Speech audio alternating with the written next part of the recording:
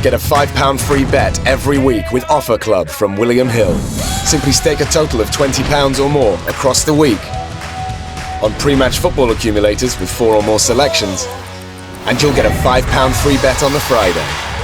Join William Hill Offer Club on mobile or online now.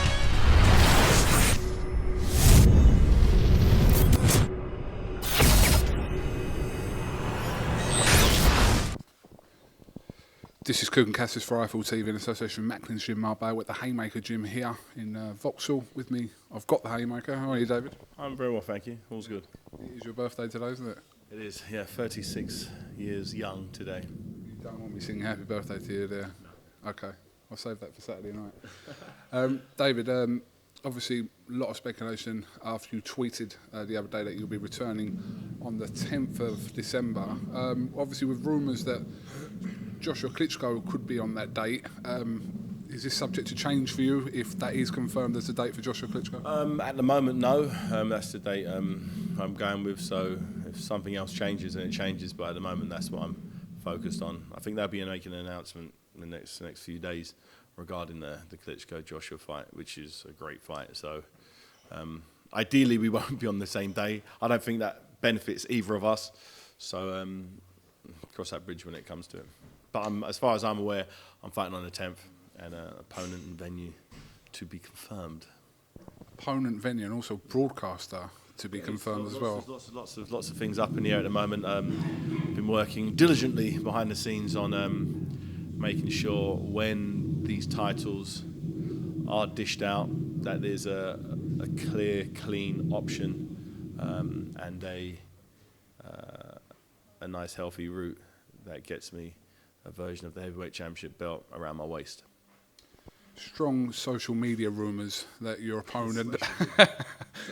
I love these social media rumours. Who started these social media rumours? It's you, isn't it? There's someone that starts them. You might even start them yourself, David. I know you're good around the computer. But rumours are Lucas Brown is one of the potential opponents that you're eyeing for end of this year. Can you make any comment on that? I know that Lucas Brown is... he's got a court order, I believe, to get the first shot at a title. So it all depends on what the governing bodies stipulate. I could want to fight who I want. It's irrelevant who I want to fight. I'm basically going to be told who I'm going to have to fight. So I've got to wait and see. There's a number of different options out there, different connotations of the rankings and who, if this guy fights this guy doesn't fight this guy. It can move around, but it's all dependent on the governing bodies and what they want to do in the next couple of days. Your tweet said that your fans would be very happy, quote David Haye, with your choice. So the people you're looking at, all of them will be suitable. Happy ones. You'd have a smile on your face for all of them, for sure. Because they're all big names. They're all big names. They've all none of them are unknown. So whoever it will be be a fun fight, and I will knock whoever it is out. That's what I do best. I'm feeling good. I'm 36 years old now. I think I've got to grips of my training and my conditioning, and I've got a great team around me. Shane and Darren, Daryl, Steve, all the whole crew, making sure that I'm in tip-top condition all the time. It's not just like, okay, you're in training camp now, let's start training.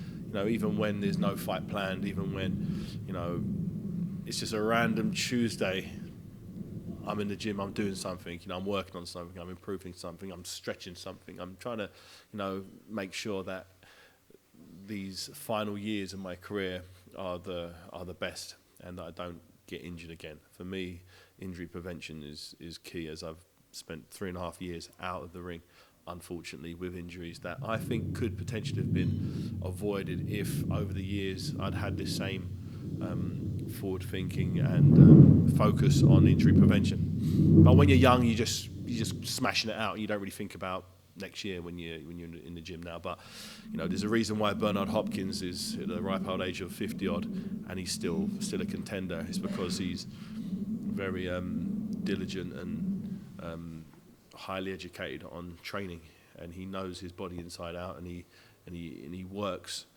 to within a boundary, and he doesn't push beyond that unnecessarily. And I've had to take a leaf out of the Executioner's book, or the Alien as they call him, You know, I've been a massive fan of his for many, many years. And, you know, as I've got older, I've appreciated it a lot more. You know, so hopefully I'm not going to be fighting that much longer. But I believe in the next couple of years I can achieve what I want to achieve. Can you clarify to us why the Shannon Briggs fight isn't going to happen this year? Because the fight can't happen on pay-per-view. You know, Shannon Briggs, for all his screaming and shouting, which actually I like it. I like him screaming and shouting because it hypes the fight. You know, I like people thinking I'm ducking and I'm running from him, because when I do get in the ring with him, which I think I will do, I really think I do, it would just make it a bigger fight. But at the moment, the fight can't happen because he will only fight me if the fight's on pay-per-view. That's it. You know, I'd fight him on Dave, but he doesn't want to do that. I understand that. I understand why. He's 44 years of age. There's a strong possibility, realistically, that he's going to get smashed to bits, and he'll probably never fight again. So, does he want to fight me for a couple $100,000 on Dave, or does he want to fight me, obviously, for millions on a pay-per-view platform? Currently, there's no pay-per-view platform that would screen myself and Anthony Joshua in a non-title, and Shannon Briggs on a non-title 10-round fight. No one will do it right now. And I told him that, but he seemed adamant that they would. So I was like, all right, if you really think you can get that done, good luck. But he couldn't, and I was right. Although I signed a contract to say, okay, but the guy's a bit of a moron. But hopefully he just keeps screaming and shouting, let's go champ, let's go champ. And when I do win a world title, then a fight with him would be pay-per-view worthy, right? That'd be good. Can you imagine that? If I win a version of the heavyweight title, and and I fight him, I think it'll be huge. I think that'll do massive numbers, because you know he'll promote it. That's for damn sure, and it'll have a story and some history. So Shannon, keep screaming, let's go champ. Keep stalking me. Keep chasing me around everywhere. He's done a good job, I have to say. You know, he's done way more than any other fighter has ever done in terms of promoting a fight. So but it will be good. I actually really want to knock him out as well. It'd be really, really nice. But unfortunately, he wants to get paid for it. I couldn't care less, to be honest. I know exactly how the fight would go, and I'd fight him on Dave, but he doesn't want to do that. But with the title situation being what it is, I definitely think there's a strong possibility, once I have a belt around my waist, he could be a very viable option for me. What do you make of the whole Tyson Fury situation? A lot has happened in the last month. Obviously, his fight with Klitschko was off. He vacated his belts last night. There's talk of alleged cocaine use. What have you made of this whole scenario around Tyson Fury over the last few weeks? I think it's a bit sad. I think it's really, really sad that you've got a young guy, you know, in the prime of his life, 28 years old. Just had the biggest performance of his life, you know, over in Germany, beating Vladimir Klitschko. I think it's really sad that he hasn't been able to get it together to get back in the ring and earn a big payday, because, you know, that win in Germany was epic. It was amazing. You know, it wasn't the most exciting fight, but the performance was great. And unfortunately, you can't buy a house with great performances. You can't put your kids through private school with great performances. You need cash in the bank. And this fight against Vladimir Klitschko in the return, this is the one that was going to put that big old lump of dough in his bank, where he'd never have to worry again about dough. His whole family would never have to worry about it. And it's just a shame. It shows you how bad things must be for him to, you've got £5 or £6 million like in his pocket there, and whatever is going on in his life, and he's chosen that negative downhill spiral, whether cocaine or whatever he might be taking. He's chosen that over the glory of beating Vladimir Klitschko again and getting paid a whole load of dough. He knows he can do it. He did it already. So that shows to me how bad things must be for him. So, you know, I think he'll be back, no doubt about it. You know, I know there were some doping allegations and the cocaine thing. He said some choice comments over the years. Let's say worst ways he gets a 2-year ban. That's like worst ways. They say, okay, 2-year ban. He's 30, comes out, he's finished his ban when he's 30. As long as he is focused and he gets his life cleaned up in those 2 years, 2 years is nothing. I've just done 3.5 years out of the ring, and here I am, less than a year later from my comeback, and I'm nearly knocking on the door for a world title. So it's not the end of the world, you know. And I'm 36. You know, it's not the end of the world for Tyson Fury. You know, I think realistically he'll probably get a 6-month ban. He just needs to clean up his act. You know, if there's any negative people around him, if there are any of these so-called friends of his who are directing him to this sort of the drug side of things, he needs to just have a real good clear out of his negative friends. You know, stick to his family who love him, and his missus, and, you know, spend time with his kids. Go away somewhere and just regroup. That's all it is. He just needs to get himself together, stay off social media, stay off the internet, just ignore all of that. Find himself again, and he will be back 100%. You know, we need Tyson Fury in the heavyweight division. I know he says some stupid stuff from time to time.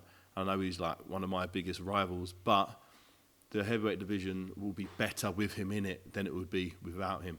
No doubt about it. He brings excitement. He brings entertainment. You know, love him or loathe him, you're going to watch when he's having an interview, because you never know what he's going to say, and that's what boxing needs. You know, you need big personalities, and he'll be back. He just needs to. You know, I've had similar situations, maybe not as bad as his, but I've had situations where I've struggled with sort of depression and whatnot, and it's a real thing. I know that. That's why I really feel for him, because depression, as far as some people are concerned, it's just in your head. It ain't real. You know, people would consider a broken leg worse than, you know, depression, and it's not. It's completely the other way around. And I've had some horrendous injuries, you know, in my life, and probably the time when I felt the most debilitated was when mentally I wasn't quite 100%, and I couldn't get myself fired up. I couldn't get myself going, and it's a perpetual thing. The worse you feel, the worse you feel. The worse you feel, it gets worse, and you get lower and lower and lower. I was fortunate that I was able to sort of drag myself out of it and get on a positive path. So it can be done as long as he's got good people around him. So his family just need to keep a real close eye on him, and make sure that he's take him on holiday, take him somewhere sunny. You know, just try to enjoy his life, enjoy his kids, and he'll be fine. He'll be back 100%. I noticed for the second time this year you've announced one of Eddie Hearn's fights before they've actually been confirmed. Announce anything. You said Klitschko Joshua had been done. I said I heard it's been done. Did I? What exactly did I say? I think it might have been heard it's done, yeah. That's all I heard. It's okay. So I heard, and I think it's a great fight, and I think it's a fight that Anthony Joshua will win, and will win easy. You know, Klitschko's done, proper done, and Anthony Joshua is on the up. You know, you've got one guy who hasn't put a foot wrong, who's knocked every one of his opponents out, looks powerful, looks fast, is in shape, and you've got another guy who lost his last fight, didn't look that great in the last prior 2 fights to that. His punch output's gone way down, always clinches when he gets a strong guy in close. So my prediction is Vladimir Klitschko loses via disqualification from holding. If Anthony Joshua walks at him and just lets his hands go, doesn't have to do anything clever, tucks up, just walks at him for a double jab right hand, Klitschko grab hold of him every time. He does that 3 times in a round, he should have a point taken. He does that another 2 times, he should be disqualified. Should. So Eddie needs to get a real respected referee who isn't swayed by the Klitschko team. You need a fair referee. No one who's going to be on Anthony Joshua's side. You just need a fair referee who's going to call it as it is. You know, I remember when Akawande got disqualified against Lennox Lewis for holding. Same thing. Whenever Lennox got inside, Akawande just held him. And I think the same thing is going to happen again with Joshua and Klitschko. Just finally, your friend BJ Flores takes on Tony Bellew, refers to you as the playboy. So, first of all, obviously, how do you see that fight going, and is there a potential fight with Tony Bellew at some point next year? Eddie Hearn said that he had made some contacts with your team regarding this fight. I don't think Bellew's going to win the fight, so I don't think this is not worth responding. You know, he's got a fight against BJ Flores, who's a big cruiserweight. You know, people. I looked at them next to each other at the press conference, and it didn't look like there was that much in it, size-wise. But you know, Bellew's very tall and skinny, where BJ is very wide and thick-set and can punch. and he's very underrated. He hasn't really performed to the best of his ability in any of his fights yet. In boxing since he was 6, US national, international amateur, fought all over the world, and I think, you know, Bellew may have overestimated him, you know, or underestimated him. Sorry, he may have thought that it's an easy touch, but I don't think he is. I think, although BJ is a massive underdog, I looked at the odds; he's a huge underdog. I think it's worth putting a bit of money on BJ. If anyone wants a cheeky little bet, stick a bit of money on BJ Flores to cause the upset, because you know, I know Bellew's a good fighter. You know, I know he's a very good fighter. You know, his last fight was very good. You know, he was a big underdog himself. What was the guy's name? Junior Makabu. Makabu. You know, he was a big underdog, you know, in that fight. You know, a lot of people thought he was going to get smashed. I'd never seen that Makabu fight prior to that, but I heard that the guy was really good. And he went out there, he got decked in the first round and then span it round and, you know, done the job. And you got to give him all credit, because he was up against it on his home turf. But, you know, is he a real cruiserweight? I don't know. Maybe. He looks like it. His that last performance said he looked like a real cruiserweight to me. He was the WBC champion and forevermore.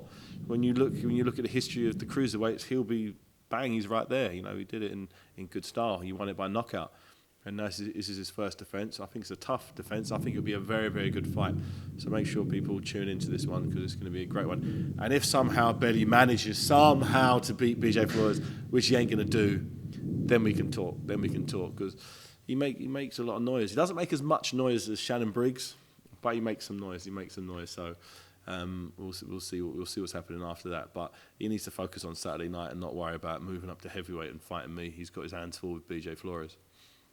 All right, David, listen, thank you very much for talking to IFL TV. We anticipate you're going to make an announcement in the next week, is that correct? I'll be making an announcement about a future announcement I might be making. I'll be making an announcement in 2 weeks about an announcement. Yeah, I'll be making some announcements soon, yeah. All right, listen, thank you very much for talking to us, and we'll probably catch up with you in Liverpool this Saturday night. See you there.